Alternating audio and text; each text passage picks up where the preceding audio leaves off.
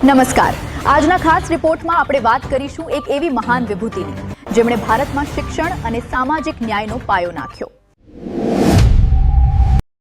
જેમણે અંધકારમય સમાજમાં જ્ઞાનનો દીવો પ્રગટાવ્યો।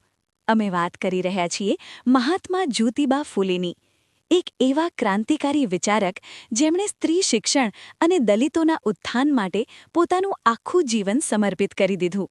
11 એપ્રિલ 1827ના રોજ મહારાષ્ટ્રના પુણેમાં જન્મેલા જ્યોતિરાવ ગોવિંદરાવ ફૂલે, જેઓ પાછળથી મહાત્મા ફૂલે તરીકે ઓળખાયા, તે સમયે સમાજ જ્ઞાતિવાદ અને રૂઢિચુસ્તતાના પાશમાં જકડાયેલો હતો। જ્યોતિબાએ અનુભવ્યું કે સમાજની બધી બદીઓનું મૂળ અજ્ઞાન છે। વિદ્યા વિના મતિ ગઈ, મતિ વિના નીતિ ગઈ, નીતિ વિના ગતિ ગઈ, ગતિ વિના વિત્ત ગયું, વિત્ત વિના શૂદ્ર કુંઠિત થયા, આટલા અનર્થ એક અવિદ્યાએ કર્યા।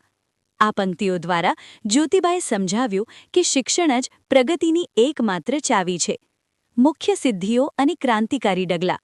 સ્ત્રી શિક્ષણના પાયા। 1848માં તેમણે પુણેમાં છોકરીઓ માટે ભારતની પ્રથમ શાળા શરૂ કરી, પોતાના પત્ની સાવિત્રીબાઈ ફૂલેને શિક્ષિત કર્યા અને તેમને દેશના પ્રથમ મહિલા શિક્ષક બનાવ્યા।